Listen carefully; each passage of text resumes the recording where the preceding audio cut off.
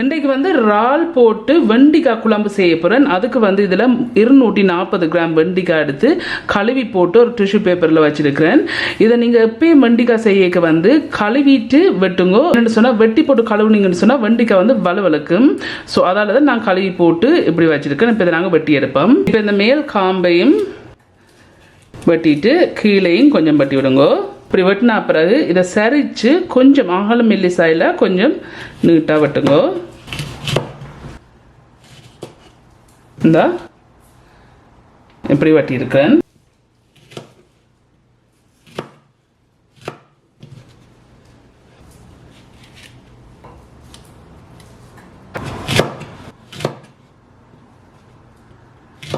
இந்த இருக்கு இதே மாதிரி எல்லாத்தையும் நான் வெட்டி எடுக்க போறேன். இந்த இருக்கு இந்த வெண்டிக்காவை நான் இப்படி வெட்டி இருக்கேன். நான் முதல் இந்த காம்பெல்லாம் வெட்டுறதுக்கு முதல் 240 கிராம் வந்தது. இந்த காம்பெல்லாம் வெட்டினா பிறகு சரியா 180 கிராம் வெண்டிக்காய் வந்திருக்கு. இந்த இப்படி வெட்டி இருக்கிறேன்.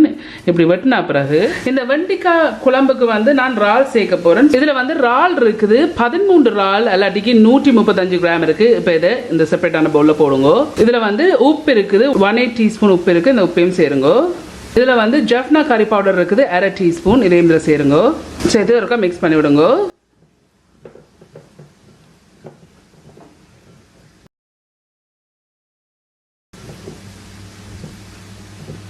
இந்த இருக்குது இப்படி மிக்ஸ் பண்ண பிறகு இந்த வெண்டிக்காய் பொரிச்ச குழம்புக்கு வந்து இதில் நான் ஹீட்டை கொண்டு வந்து மீடியம் ஹீட்டில் வச்சு எண்ணெய் வச்சிருக்கேன். எண்ணெய் கொதிச்சுட்டு இப்படி கொதிச்ச பிறகு இந்த இருக்கு நான் வெட்டி வச்சிருக்கிற வெண்டிக்காய் இருக்குது. இப்போ இதையும் நாங்கள் பொரிச்செடுப்போம். இதுக்கு நான் உப்பு ஒன்றும் சேர்க்கல. நல்லா கோல்டன் ப்ரௌனாக வர வரையும் பொரிச்செடுப்போம். இது நான் வந்து 7 நிமிஷமாக இதை பொரிச்சோன்றிருக்கேன். எண்ணெய் கொஞ்சம் பொரிப்படணும். வெண்டிக்காய் நான் சரியாக 10 நிமிஷம் பொரிச்சிருக்கேன்.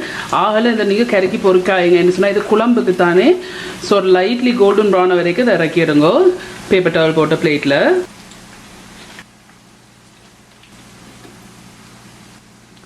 இந்த இருக்கு இப்படி வெண்டிக்காய் இறக்கிருக்கேன். இப்படி இறக்குனா பிறகு அதே எண்ணெயில் ஹீட்டை வந்து மீடியம் ஹீட்டில் வச்சுக்கொண்டே இதில் வந்து இறால் இருக்குது. இந்த இறாலையும் வந்து நான் பொரிச்செடுக்க போகிறேன். உங்களுக்கு பொரிக்க விருப்பம் இல்லாட்டிக்கு நீங்கள் சும்மாவே போட்டு அப்படியே வைக்கலாம். கறி பொரிச்சு வச்சிங்கன்னா தான் டேஸ்ட்டாக இருக்கும்.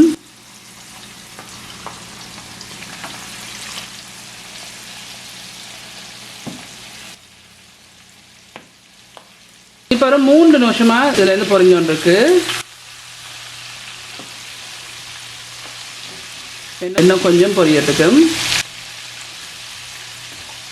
இப்போ ஒரு 4 நிமிஷமாக இதை நான் பொரிச்சிருக்கிறேன். இப்படி 4 நிமிஷம் பொரிச்சா அப்புறம் இறக்கிடுங்க. உங்களுக்கு இதை விட வந்து நல்ல முருகணும்னா நீங்கள் முருகை பொரிச்சிடுங்க. இந்த வெண்டிக்காய் இறக்குன அதுக்குள்ளேயே நான் இறக்கி எடுக்கிறேன்.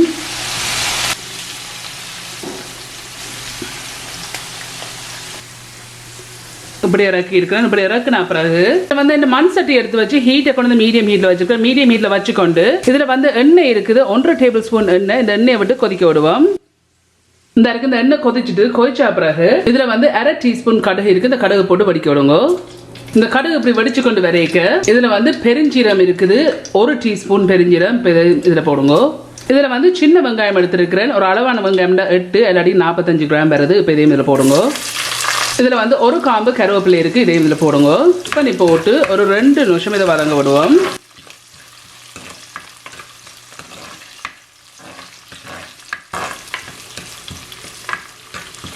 இப்போ ஒரு 2 நிமிஷமாக இதுலேருந்து வதங்கி கொண்டு இருக்கு. அந்த 2 நிமிஷம் வதங்கி கொண்டு வரைக்க வெந்தயம் இருக்குது 1 டீஸ்பூன் வெந்தயம். இதையும் இதில் போடுங்க.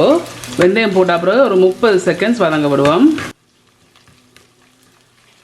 இப்போ வந்து சரியா இன்னொரு 30 செகண்ட்ஸ் நான் வெந்தயம் போட்ட அப்புறம் வதங்க விட்டுனா இந்த 30 செகண்ட்ஸுக்கு பிறகு இதில் வந்து பழப்புளி இருக்குது. நான் என்ன செய்தேன்னா 15 கிராம் பழப்புளி எடுத்து 3.5 டேபிள் ஸ்பூன் தண்ணி சேர்த்து நல்லா பிசைஞ்சு வச்சிருக்கேன். அந்த சக்கையில் வந்து ஒரு புளியும் இல்லாத அளவுக்கு பிசைஞ்சு வச்சிருக்கேன். இப்போ இதில் விடுங்க. இதில் வந்து ஜஃப்னா கறி பவுடர் இருக்குது. உங்களோட உரைப்புக்கு ஏற்ற மாதிரி போடுங்க. பட் நான் வந்து 2 டேபிள் ஸ்பூன் போடுறேன். இதில் வந்து தண்ணி இருக்குது 1 கப் இல்லாட்டிக்கு 250 மில்லிலிட்டர் தண்ணி இருக்குது. இதையும் இதில் விடுங்க. இன்னொரு 1/2 கப் இருக்குது. டோட்டலியாக நான் 375 மில்லிலிட்டர் இல்லாட்டிக்கு 1.5 கப் தண்ணி சேர்க்குறேன். இதில் வந்து உப்பு இருக்குது. உங்களுக்கு டேஸ்ட்டுக்கு ஏற்ற மாதிரி போடுங்க. பட் நான் இப்போதைக்கு வந்து 1 டீஸ்பூன் சேர்க்குறேன். இப்போ இதை பார்த்துட்டு போடலாம். இப்போ இதை இருக்கா மிக்ஸ் பண்ணி போட்டு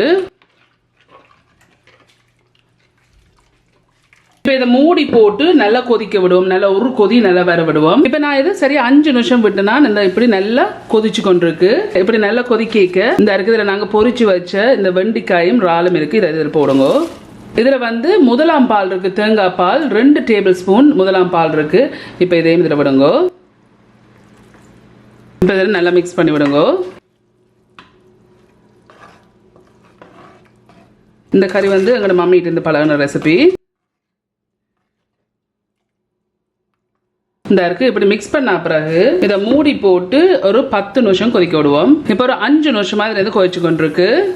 இப்போ மிக்ஸ் பண்ணி போட்டு உப்பை செக் பண்ணி பாருங்க, புளியையும் செக் பண்ணி பாருங்க. இப்போ நான் மூடாம இன்னொரு 5 ல இருந்து 8 நிமிஷம் இப்படியே கொதிக்க விட போறேன். இது நான் மூடாம 5 நிமிஷம் அவிய விட்டு நான் இப்போ இன்னொரு 3 நிமிஷம் இப்படியே விட போறேன். இப்போ இன்னொரு 3 நிமிஷம் டோட்டலியா 8 நிமிஷம் நான் இதை மூடாம அவிய விட்டு நான் இப்போ நான் அடுப்பை ஆஃப் பண்ணிட்டேன். உங்களுக்கு என்ன வந்து இது வத்தோணும்னு சொன்னா இன்னொரு 5 நிமிஷம் மூடாம இதை அவிய விடுங்க. இதுதான் இந்த இறாலும் வெண்டிக்காயும் பொரிச்சு செய்யற குழம்பு. எங்களோட மம்மியோட ரெசிபி செய்து முடிஞ்சது.